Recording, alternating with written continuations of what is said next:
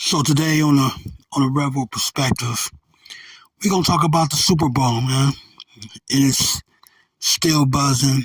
Still people still have so much to be able to say um about the performances and everything like that. And we just we just don't go in from a revolutionary mindset like I always do. And just let the people know, man, over here it's change the world. Don't be changed by the world. Do what's never been done before and go further than anyone has ever gone. And with that type of mentality, you're able to solve the most many problems, the hardest problems that society has in the world, and the most difficult problems that you face in your life every single day. That's the mindset. So when we look at the performance, right?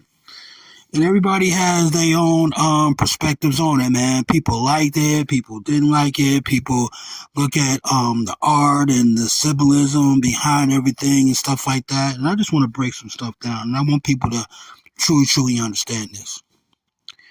You have owners, you have investors, you have creators, and you have consumers. This is what we identify over here, right? So you have owners and investors, creators and consumers. And you have to figure out which one are you. Are you multiple ones of those, or are you just one or two of those? Now when we look at the Super Bowl, now take that in, I mean, just remember what I said right there. When we look at the Super Bowl, people, let me just go straight to the performance. A lot of people don't know that the brain and the mastermind behind everything that you saw and everything like that, the whole setup with the PlayStation and the concept, the art director and everything, was Shelley Rogers. Shelley Rogers is a white woman, right? Beautiful creative mind. She won an Emmy for the Rihanna Super Bowl thing. She won an Emmy for when Dr. Dre and Snoop Dogg came out there. She won that. And I think she got a nominee for what she did with Lady Gaga when Lady Gaga had her Super Bowl. So she is the mastermind. And she hooked up with Eric Eastland from a company called All Access, right? They got Clyde Forrester over there, who's the CEO and founder. You got Eric, who is the president and co-founder, right?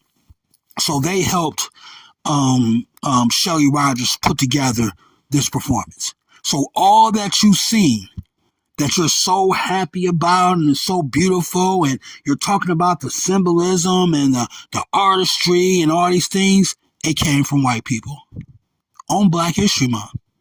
The mindset of white people. Let me move forward. That PlayStation controller that y'all see. And people say, oh, the PlayStation, because you're in a game and all that type of stuff. Who invented the PlayStation controller? It was one of the Qs told me that. If I'm saying it wrong, I think it's TU Goto. Yeah, Goto. Last thing y'all can look it up. And the person who's the CEO of Sony International Entertainment is a Japanese dude, right? I think it's Nishino or something like that. But these are people who are non-black. When you see the artistry of, it's supposed to be the prison to represent the mass incarceration of black males in the prison. Who owns the prison systems in America? White people, right? White people.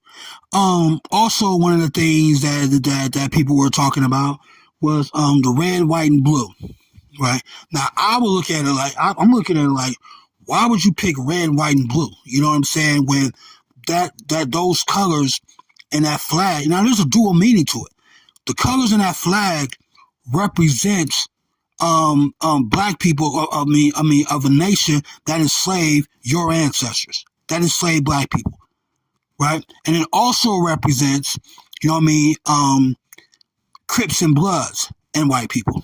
So people were saying like, oh, it's got the Crips and the Bloods together in unity and all that. But Crips and Bloods murder black people. The United States government And that flag represents the mistreatment and the destruction of black families for centuries. So I'm trying to figure out where is the symbolism in that? Like, how does that empower black people watching that by looking at you as Kendrick Lamar on a stage and on a platform like that, representing the flag that destroyed your ancestors and representing gang life that destroyed people in your community? Think about that. Serena Williams, when I seen her Crip walking and shit like that, right? Serena Williams, she not from Compton. Serena Williams was born here in the Midwest, in Saginaw, Michigan. She moved to Compton when she was 4 years old, and her father, didn't have her in the Compton school system, so he homeschooled her. And then they ended up leaving Compton when she was like 9 years old. Right after she started learning how to play tennis, they moved to West Palm Beach, Florida. So they only stayed in Compton for like 5 years when she was a baby. She wasn't even in kindergarten damn near yet. She was in kindergarten, kindergarten, age and everything like that, but she didn't go to those schools. So she stayed in Compton for 5 years, from 4 years old to 9 years old. Right. And what's so crazy about the shit too, about the Crip walking, is her sister was murdered by Crips. Right? Her sister killed, murdered, drive-by shooting, dead. And she's out there Crip walking, glorifying a gang, glorifying a dance that a gang uses, and that gang is responsible for so many black males being murdered in the cemetery right now. What do Crips do? What does the Crips organization really do?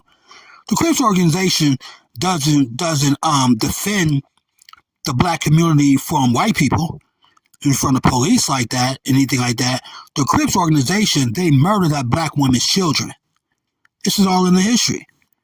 So for her to get on stage, on that stage like that, and that platform, to be able to start Crip walking was crazy to me. And her sister dies in the hands of Crips. Crazy. That was a crazy type of thing, man, to be able to look at. And the music, it wasn't, it wasn't even electrifying. It wasn't even no energy to it and anything like that. And then Kendrick Lamar had some female bell-bottom jeans on that was hugging his thighs and shit like that. You know what I mean? It's a sign of emasculation right there, because those jeans aren't male jeans. Those jeans are female jeans. I think they come from a line called Celine, I think it is. So they put female denim jeans with bell bottoms on Kendrick Lamar, who's supposed to be a black male that represents this revolutionary culture to be able to change things in the culture. Now, what was so surprising to me, and I'm like, okay, wasn't black people supposed to be boycotting the Super Bowl after the whole Colin Kaepernick shit? Wasn't black people saying like fuck the NFL because Colin Kaepernick made that stand and everything like that as far as kneeling, and we all know about that, right? And he was making, a real revolutionary stand about police brutality, right? And black people were supposed to have his back. They were supposed to be boycotting the Super Bowl. But what happens is this. The NFL goes to get Jay-Z. And Jay-Z is like this icon, godlike, figure within the black culture. And they hired Jay-Z and gave him some money, millions of dollars, and gave him access to be able to bring black talent to the halftime show in order to get black people to watch the Super Bowl again. Crazy.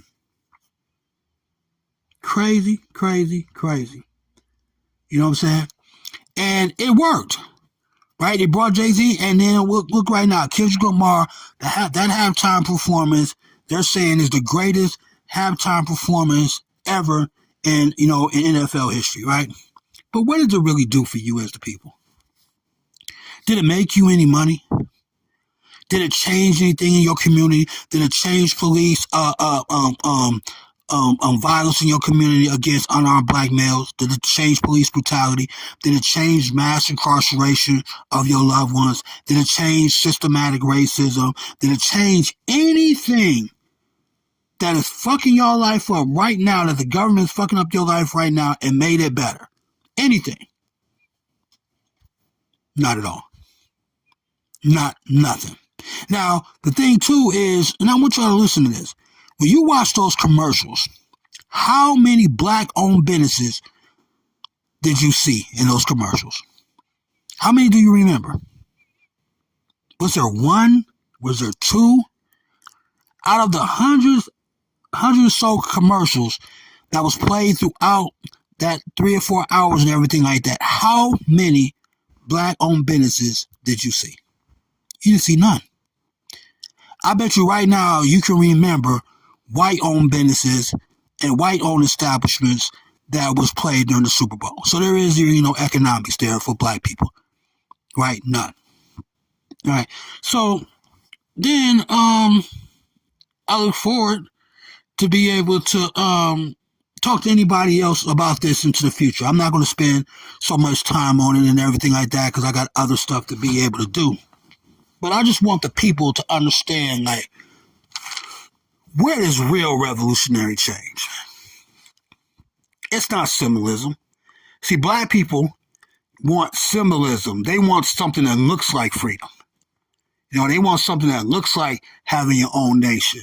They want something that looks like them being treated right. And in all reality, they're in the same situation that they was after the Super Bowl. Kendrick Lamar didn't change anything with that performance for your life, so how's it revolutionary? It didn't change anything.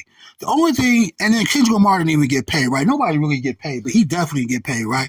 So he was used to get all you guys, all of y'all, to watch the Super Bowl and spend money, spend your time, spend your energy, and everything like that, and to be able to give that money back to the business owners in America. You know what I'm saying? Look at all the food that y'all bought. Look at all the drinks that y'all bought. Look at all the clothes that y'all bought. Look at all the gas that y'all used. Look at all the money that you invested to have Super Bowl parties and to be able to go to these events and buy tickets and everything like that, and then turn around and ask, who did you give your money to? Did you give your money to black-owned businesses on this Black History Month? Or did you give majority of your money to white-owned businesses that continue to be able to take your money in order to take care of their families and their children and their future and their empires? Think about that. Think about why is it so easy for the establishment to put a Negro in front of y'all and entertain y'all, and y'all just spend all y'all money. Y'all just spend all y'all time, all y'all money, all y'all energy watching that shit and applauding that shit and everything like that. In the meantime, white people are making billions and billions and billions of dollars off your black participation. It's crazy. So y'all have a good evening. We'll talk about this again soon. Later.